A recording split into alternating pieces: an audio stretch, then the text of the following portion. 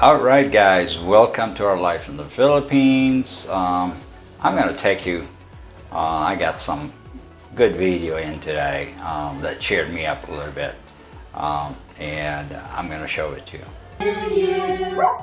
Happy birthday, dear Jojo. Happy birthday to you. And many more. 1, 2, 3. Better make a wish. Wait, let me take a picture. Make a wish. Hurry up. For Your video. candle's nothing. All right, go. Hold on, wait. Don't yet. All right, go. Pray. Let's make a wish. Alright, that is just cheered me up a little bit. That is my kids and grandchildren, and Jojo, Jordan, who is my youngest daughter's oldest daughter, and she's 10 now, had her birthday, so they sent me a little video clip from there. It's really nice. So let's get into the next portion. Today is, what is it, day 10, day 11? I'm losing track here now. Staying at home, not going out much. Outside the barangay, do go out occasionally outside here, but that's just about the extent of the whole thing. I think it's day 10 of the quarantine, and yeehaw, we actually got our barangay clearance ID, whatever you want to call it, the quarantine ID, I think they call it, today this morning. And then a friend of mine sent me a letter issued by the mayor of Angeles, and we have a different mayor, but the mayor of Angeles City now told all the barangays to stop issuing barangay IDs for several reasons, and one of them was that they really don't feel like they wanted to restrict people that way. And what happens is you know, when you're restricted down to like we have it here, I can go out now because I have the ID. My wife is not allowed to leave the barangay and go outside and do some shopping, and for her that could be, you know, after 2 weeks not being able to leave. I can imagine how people start feeling, and there's a difference between voluntarily staying at home. I mean, I have no problem staying home for a couple of weeks and not even go outside the door, but the feeling of having to do it, and I know for a lot of people it creates anxiety and all kinds of stuff that is difficult. So I'm just gonna give you guys a little bit of insight, I guess, to what I do, how I handle this whole thing for myself. Number one is I am semi-retired, and I don't work a whole lot at all. However, I have some people I have worked with for many years. It goes back all the way back into the 90s. Yes, that's how old I am. It goes all the way back there, and then some. One of the guys I'm working with, a client, I think we are going back all the way to 1992. So we're going on almost 30 years here, not before long. So I do a little bit of work, and what I do is I'm a web developer, and I work with, I have some Filipino guys that are really good at what they're doing, and I have some clients in the U.S., so they send me the work, I farm it out, I let the Filipinos do it, and I run it through my little small business down in Florida, and that's the best way to do it. I did a lot of it when I got here 5 years ago, and I kind of been trying to just more and more get used to being almost 66 years old and wanting to retire. I enjoy what I do here with the channel and all that. But anyway, every week I have 3 days where I'm actually kind of contracted down to 4 or 5 hours a day, and that's being Saturday, Sunday, and Monday. So I don't have the weekends off. However, I have the entire week off. So I work during that, and I am working for a little television shopping channel. And today I had a day, and I do the technical stuff in the studio, and I do it remotely with one assistant on the other end. I run the switcher, the software, the program. They are broadcasting on what is it called? Fios, Verizon Fios, I think it's called, channel 158, Friday, Saturday, and Sunday night, late evening. And it's perfect for me because it's basically between 10 and 10 a.m., 3 p.m. for me, so it's perfect. So that's one of the things I'm doing. The other thing we are doing here now is we're trying to do a little, you got to keep yourself moving. You got to do something. I'm not the type of person that can sit down on a chair and just do nothing for a month. I just can't. I have to be doing something. And the other day I talked to Umberto. Umberto and I went through how we can do it. I mean, we have limited resources as far as finances and everything, and you can't help the entire world. But these times right now here in Philippines are extreme times in the sense that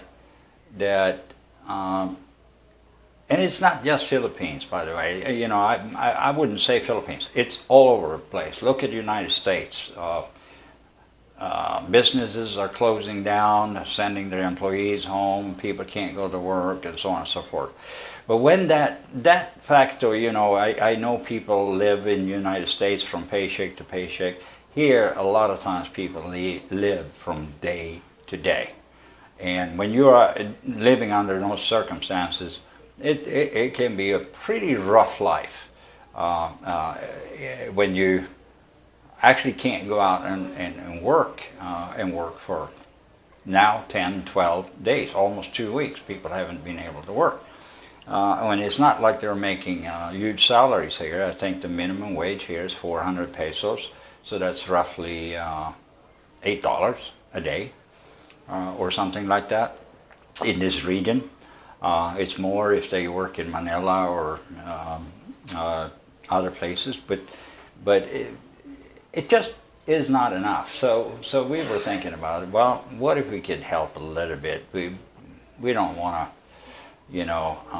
just sit here and do nothing. And then we decided that there is one thing that Filipinos are in need of more than anything, and that's rice and to some extent baby powder for milk for small children and other things. So we decided to go ahead and start buying a little bit of rice here and there, and we pack it up.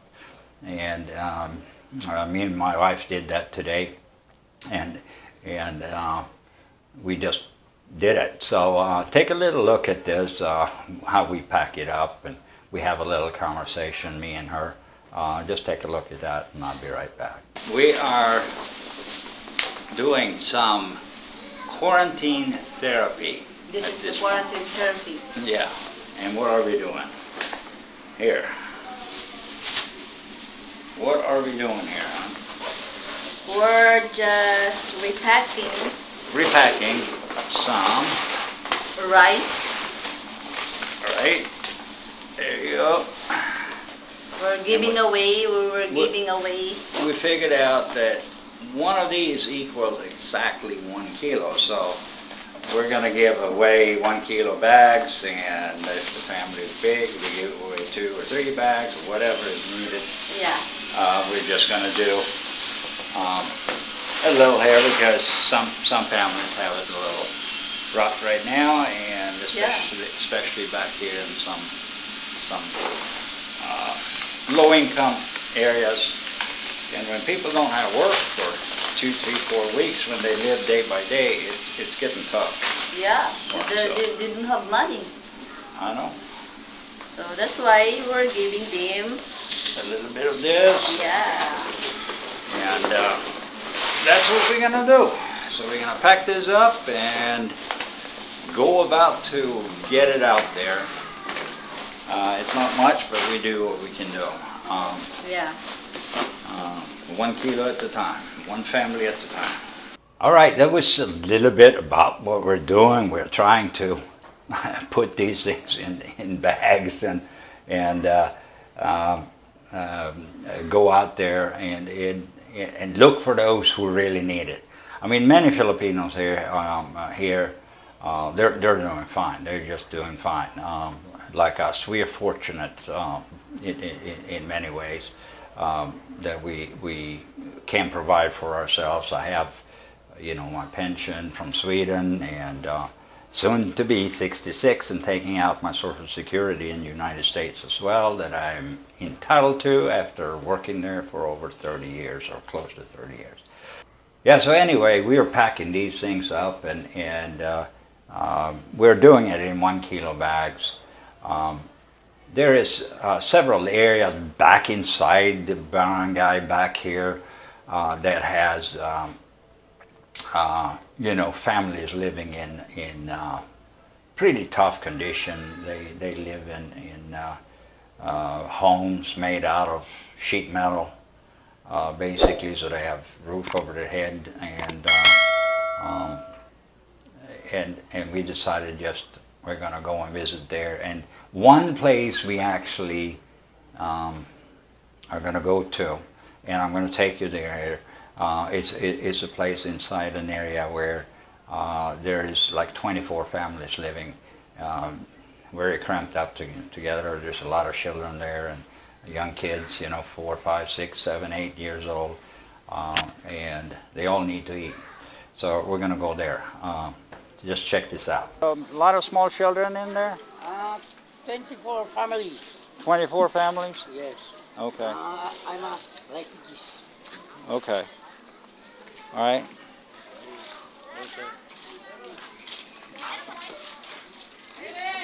Here's a pack of rice. Yeah. Thank you.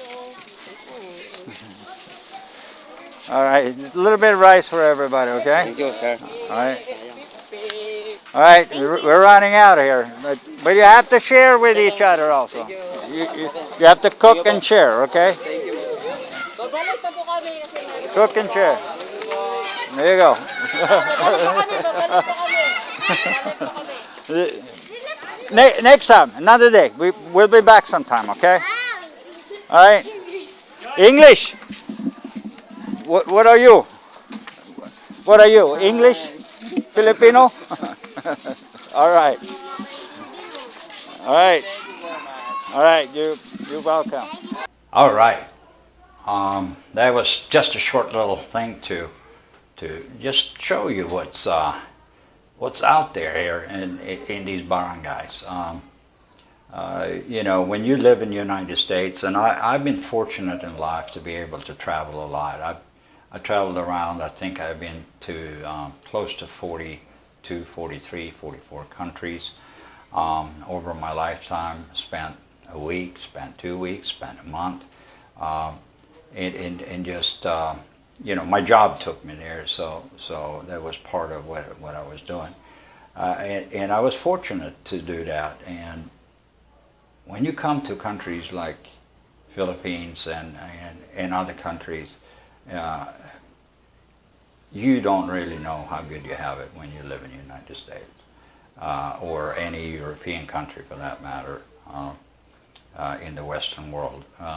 We are very privileged, and That's just something to be very, very grateful for. And we're just going to try here. I'm having a hard time finding words for it, but we're just going to try our best to cheer up the life for a few people. Wait, don't click that button unless, of course, you hit the subscribe button. And then you can move on. And while you're down there, hit the notification button as well. And if you leave a like or a comment, we will personally respond to you on all or any request you might have. And thank you for watching, and we'll see you again